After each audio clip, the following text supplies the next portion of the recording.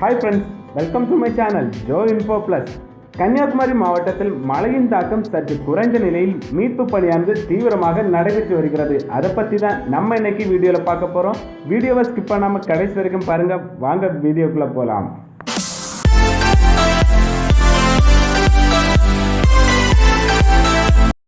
கன்னியாகுமரி மாவட்டத்தில் பைக்கனூர் பகுதி மழை வெள்ளத்தால் அதிகமாக பாதிக்கப்பட்டுள்ளதாக கருதப்படுகிறது. இங்குள்ள 100க்கும் மேற்பட்ட வீடுகளை மழை வெள்ளமானது சூழ்ந்துள்ளது.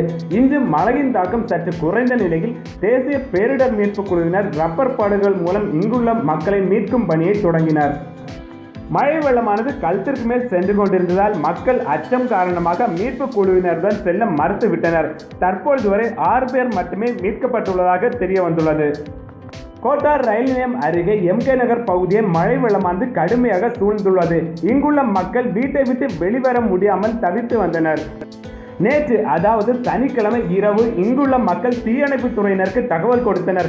இரவு நேரத்தில் கடுமையாக மழை பெய்து வந்ததால் இங்குள்ள மக்களை மீட்க முடியாத நிலை ஏற்பட்டது. இதனால் இங்குள்ள மக்களுக்கு இரவு நேர உணவு மட்டும் வழங்கப்பட்டது. இன்று காலை முதலே ராமநாதபுரத்திலிருந்து வந்த மீட்பு குழுவினர் ரப்பர் பாடுகள் மூலம் இங்குள்ள மக்களை மீட்கும் பணியில் ஈடுபட்டு வருகின்றனர். கன்னியாகுமரி மாவட்டத்தில் காஞ்சாபுரம் கிராமத்தில் கிட்டத்தட்ட 500க்கும் மேற்பட்ட வீடுகளை மழை நீரானது சூழ்ந்தது. நித்திரவிளை போலீசும் தீயணைப்பு துறையினரும் இங்குள்ள மக்களை மீட்பதற்கு சிரமப்பட்டு வந்தனர். இந்த நிலையில் சற்று தாமதிக்காமல் களத்தில் குதித்தனர் மீனவ மக்கள். சின்னதுரை வல்லவிலையை சேர்ந்த மீனவ மக்கள் தங்கள் படகுகள் மூலம் இங்குள்ள மக்களை பாதுகாப்பான இடங்களுக்கு கொண்டு செல்ல உதவினர்.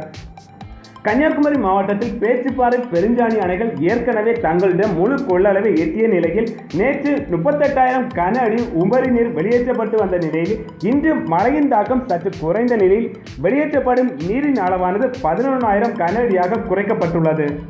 இந்த நிலையில் கன்னியாகுமரி மாவட்டத்திற்கு வானிலை ஆய்வு மையம் சார்பாக ரெட் அலர்ட் விடுக்கப்பட்டுள்ளது. அடுத்த 2 தினங்களுக்கு அதிதீவிர கனமழை பெய்யும் என்று அறிவிப்பு வெளியிடப்பட்டுள்ளது.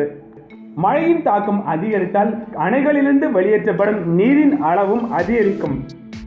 இதுவரைக்கும் இப்படியொரு வெள்ள பாதிப்பை பார்த்ததில்லை என்று கன்னியாகுமரி மக்கள் தெரிவித்துள்ளனர். இந்த வீடியோ உங்களுக்கு பிடிச்சிருக்கும்னு நினைக்கிறேன். இந்த வீடியோ உங்களுக்கு பிடிச்சிருந்தா லைக் பண்ணுங்க. இந்த வீடியோ பற்றி உங்களோட கருத்துக்களை கமெண்ட் பண்ணுங்க. நம்ம சேனலை இப்போதான் முதல் முறையாக பார்க்குறீங்கன்னா சப்ஸ்கிரைப் பண்ணி பக்கத்தில் இருக்க பெல் பட்டனை ப்ரெஸ் பண்ணி ஆல் கொடுத்துக்கோங்க. அப்போதான் நம்ம சேனலில் போடுற வீடியோஸ்லாம் உங்களுக்கு நோட்டிஃபிகேஷன் வரும். மீண்டும் அடுத்த வீடியோவில் உங்களை சந்திக்கிறேன். நன்றி.